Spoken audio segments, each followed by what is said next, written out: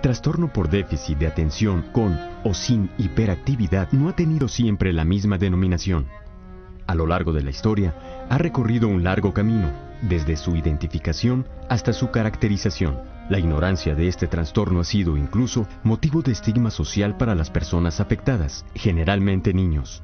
El desconocimiento de los mecanismos íntimos del funcionamiento cerebral y particularmente de los mecanismos que regulan la atención hizo que el déficit de atención, asociado o no con hipercinesia, se atribuyera en un principio a diversos factores no relacionados con la medicina.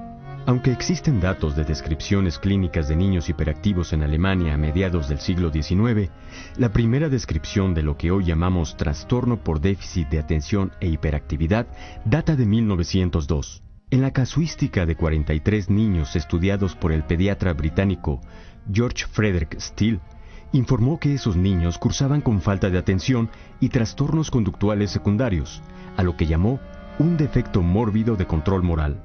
El Dr. Steele describió un cuadro con conducta desafiante, desobediencia, agresividad, crueldad, actitud rencorosa, falta de honestidad y tendencia a tener accidentes. No obstante, en la fundamentación teórica, él consideraba un origen biológico más que un defecto en la educación familiar. Consideraba también que el problema debía ser hereditario, o bien el resultado de un daño en el momento del nacimiento. En 1917, hubo una epidemia de encefalitis que afectó a muchos niños británicos. A partir de esa epidemia, los médicos observaron una mayor cantidad de niños que presentaban la sintomatología descrita años atrás por el Dr. Steele y se le llamó trastorno conductual postencefalítico. La relación entre daño cerebral y TDAH había quedado establecida. Los niños portadores del trastorno fueron etiquetados como de daño cerebral.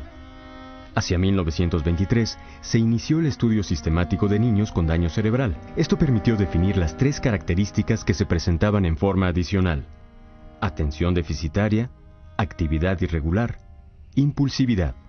Hacia 1940, la observación de casos de niños que mostraban síntomas de daño cerebral sin antecedentes precisos o signos de trauma encefálico permitió asumir que habrían presentado un daño imperceptible, es decir, mínimo. Y así se acuñó el término daño cerebral mínimo al no poderse demostrar daño real. Por otro lado, al evolucionar el estudio del cerebro, adquirieron mayor relevancia los aspectos funcionales, y así, el trastorno pasó a ser llamado disfunción cerebral mínima, como se consigna en el DSM-2 de 1968, término que persistió hasta los años 80 del pasado siglo, fecha en que el TDAH adquirió categoría oficial de trastorno en los criterios del Instituto Nacional de Salud Mental de los Estados Unidos de Norteamérica. Los enfoques variaron, y los aspectos conductuales se tomaron más en consideración.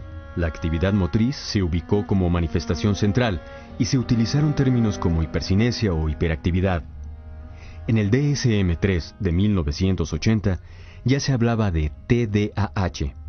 La necesidad de establecer esquemas de manejo más allá de modificaciones conductuales u orientaciones familiares resultaba un imperativo, y fue hasta 1937 en que Charles Bradley, pediatra estadounidense, descubrió por azar el llamado efecto paradójico de la benzedrina, que administró a niños con agitación que habían sido afectados por meningitis.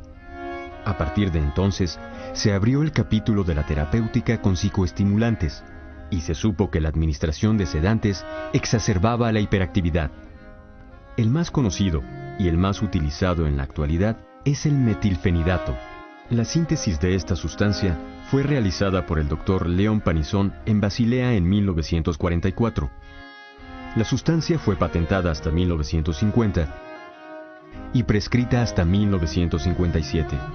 Uno de los aspectos de mayor interés del metilfenidato es que no es una anfetamina, sino un derivado de la piperidina que se une a los sitios de recaptación de norepinefrina, incrementa los niveles de dopamina extracelular en el cuerpo estriado y estimula la actividad locomotriz. El DSM-4 aclara ya la diferencia entre TDA con y sin hiperactividad. Se establecen tres variedades diferentes del trastorno: predominio del déficit de atención, predominio de la impulsividad e hiperactividad, tipo combinado. En 1999, Concerta obtuvo la aprobación de la FDA como fármaco para el tratamiento del TDAH y en 2002 la obtuvo atomoxetina, que es un fármaco que no pertenece a la categoría de los psicoestimulantes. Con los avances logrados en el diagnóstico y tratamiento del TDAH, aún quedan retos por enfrentar, como es el caso de los padecimientos y trastornos que se presentan en comorbilidad. Pero uno de los principales retos es la educación al público, a docentes y al personal a cargo de niños en edad escolar. El conocimiento del trastorno y su manejo debe llegar a la sociedad. Es necesario detectar y atender a la población de adultos que presentan el trastorno. Un adelanto terapéutico relevante es la disponibilidad de formas de administración de metilfenidato que permite diseñar esquemas terapéuticos más racionales. El advenimiento del sistema osmótico de liberación oral controlada, llamado Oros de MFD Concerta, permite su administración una vez al día, lo cual favorece el cumplimiento del tratamiento. El TDAH es un problema que pone a prueba la capacidad de colaboración de los involucrados: paciente, familia, personal escolar, equipo de atención a la salud y muy destacadamente del médico, que debe coordinar los esfuerzos encaminados a mejorar la funcionalidad del paciente. La investigación se está orientando a una mejor identificación de los procesos cognitivos, de los mecanismos de control de los impulsos y del fenómeno de la atención en particular.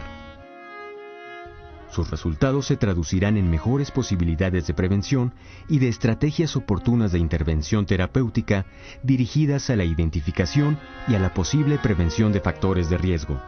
Una de las áreas que se están investigando con creciente interés es la de neuroimagen. Las correlaciones entre hallazgos de imagen y actividad cerebral aportarán nuevos conocimientos en este importante aspecto de la práctica clínica. El esfuerzo combinado de la industria farmacéutica con el grupo médico pronto brindará resultados beneficiosos en la mejora de calidad de vida del enfermo de TDAH y de su familia.